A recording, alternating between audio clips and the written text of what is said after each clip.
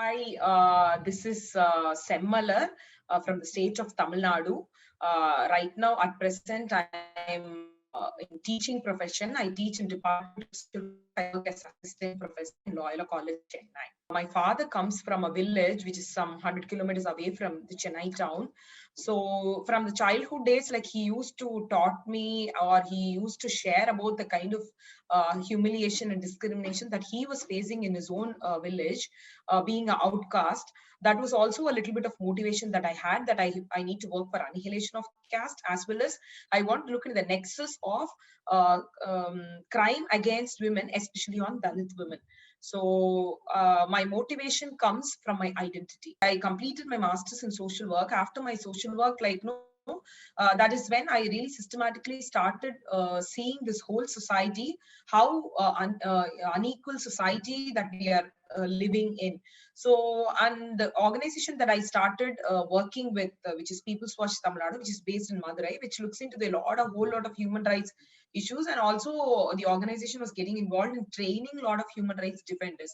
That exposure and the kind of fact finding that I went while working with that organization was a real eye opener in order to understand this whole society. So by then, I started fixing my mind that I need to work for Dalit rights, meet any cost.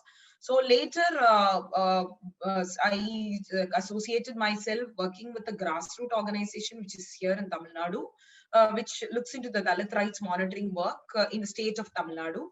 Later, I started working with National Campaign on Dalit Human Rights, where I was working in the budgetary analysis part, where economic rights are also important for the marginalized communities. With all these exposures, whenever there is atrocity which is happening against women, especially Dalit women, we as Dalit women, even though I'm in academics right now, we try to mobilize a lot of other Dalit women from the state, or from the neighboring states also. We stand for justice for various other issues which are happening here in Tamil Nadu.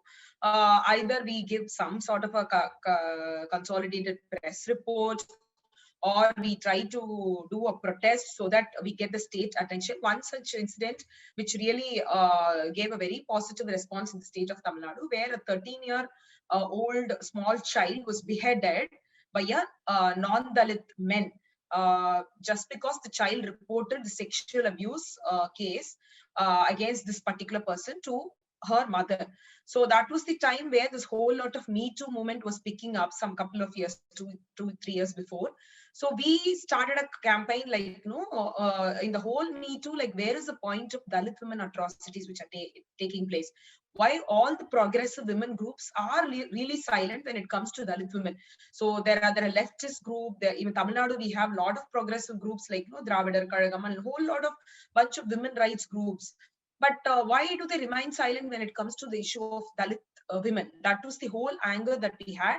It was a group of Dalit women. We organized ourselves, and then we did near the Secretariat of Tamil Nadu. We did a protest.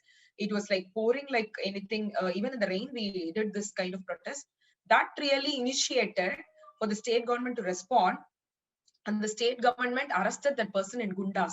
So I feel somehow, even though we are not working as a huge network, we use that momentum and then mobilize Dalit women, and then we seek the attention of media, and then we are able to get justice for any victims who cannot voice out for themselves. Somehow I feel like, this whole lot of when we see this Dalit women issue, we or the annihilation of caste, or when we talk about gender, as you know, it is always the patriarchy that we have is like, Brahminical patriarchy, because it's not patriarchy doesn't operate in isolation.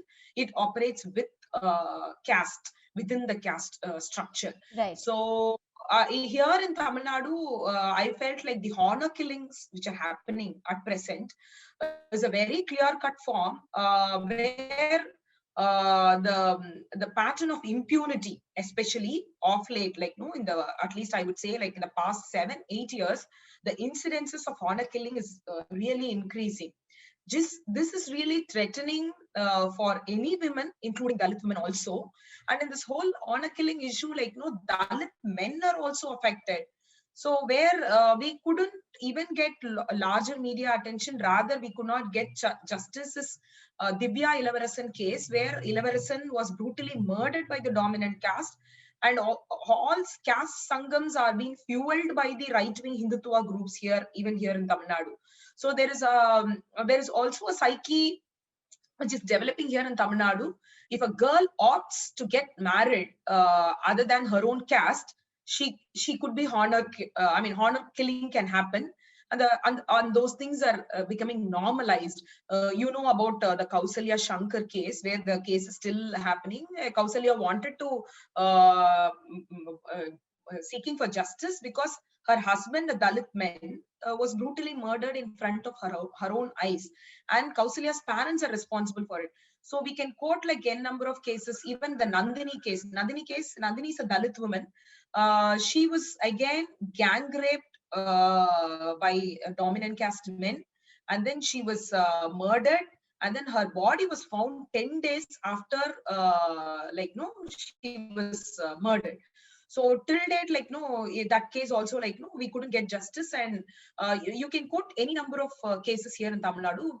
Outside world says Tamil Nadu is a very progressive state, but this pattern is increasing off late. And also, as I said, like, it has been fueled by right-wing groups which are working in different names.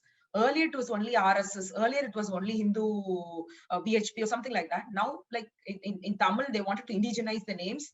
They've been working in every other belt. When we name Kongu belt, there are different forms of groups that are functioning just to inculcate these values in the name of culture.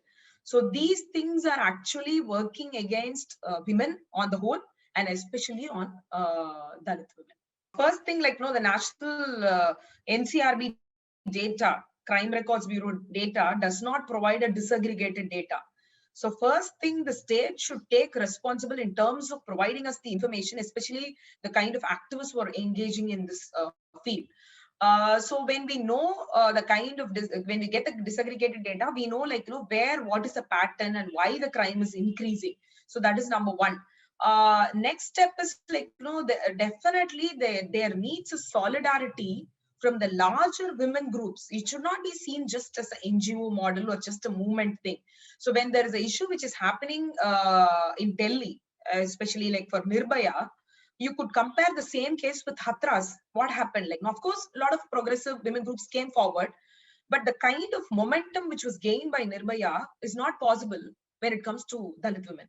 Same thing is applicable every other state. So at least in Tamil Nadu, I feel there is a whole lot of vacuum in terms of building Dalit women movement or women movement, which is really taking up every other issue, which is so current, which is so live.